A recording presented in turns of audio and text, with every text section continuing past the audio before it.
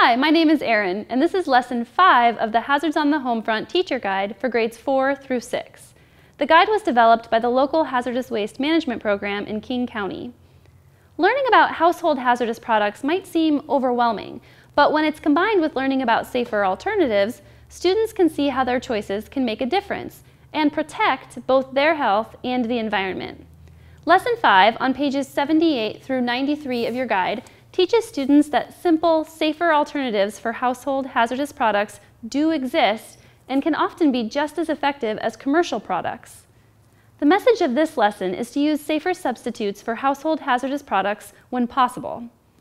This lesson contains an entry point activity and two 30 to 50-minute investigations. Adaptations for English language learners are also available for this lesson.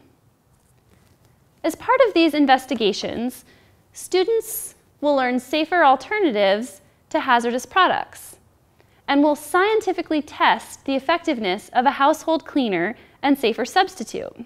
Introduce the lesson by reading the household hazardous product statistics on children listed on page 80 of the guide. Ask students, do you know of anyone who has had to call the Poison Center? Have you ever had an allergic reaction? Have you ever gotten a headache from chemicals? Invite them to share their experiences and stories. Investigation 5A, titled Safer Consumer Choices, asks students why we use cleaning products in the home that can create hazardous waste and what is safer to use. As a class, read the article on pages 84 and 85 in your guide titled Kids and the Environment, Hidden Dangers in Household Products, and ask students to write their impressions of the article in their journal. Learning about safer alternatives can be fun. Let's play toxic-free bingo. Cut a copy of the toxic-free bingo key on page 87 into strips to use as calling cards for bingo. Arrange students in pairs and provide each team with the toxic-free bingo key, one of the toxic-free bingo boards shown on pages 88 through 91, and bingo markers such as uncooked beans or small pieces of paper. This is a little different than the bingo game that students usually play. You pull a calling card out of a jar and read aloud the hazardous product to the left. This one says Slug Poison. Students must find the hazardous product in the left-hand column of their answer key and read the safer alternative listed next to it.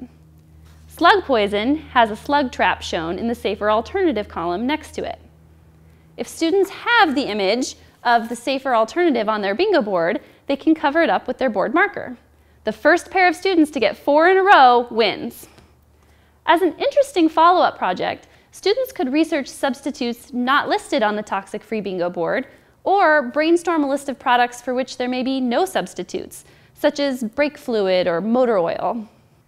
Investigation 5B, titled Putting the Product to the Test, asks students to scientifically test the effectiveness of a household hazardous product against a safer substitute for that product.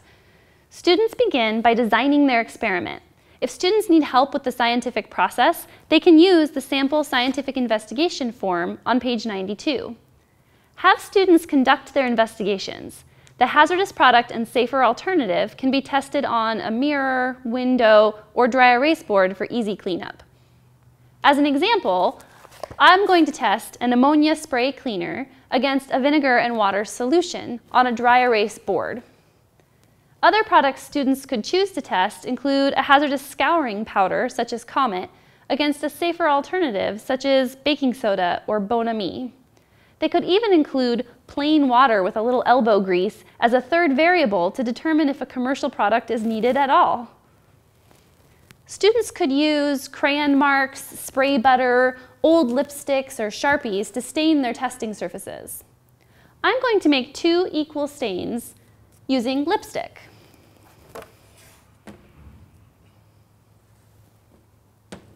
A fun way to make glass dirty is for students to press their noses or fingers against the glass. Students should identify all the variables before they begin and then make observations and fill out their data collection sheet during the experiment. At the end of the experiment, have students discuss variables that could contribute to differences in results among teams of students.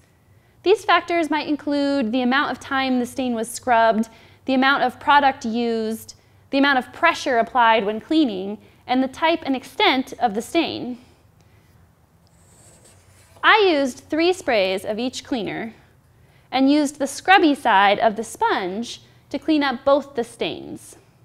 It took 8 scrubs with the ammonia cleaner and 10 scrubs with the vinegar and water solution to remove the stain. Students should then compare and contrast results from the commercial product with those of the safer substitute. Discuss with students how their experiment results may affect the choices they make.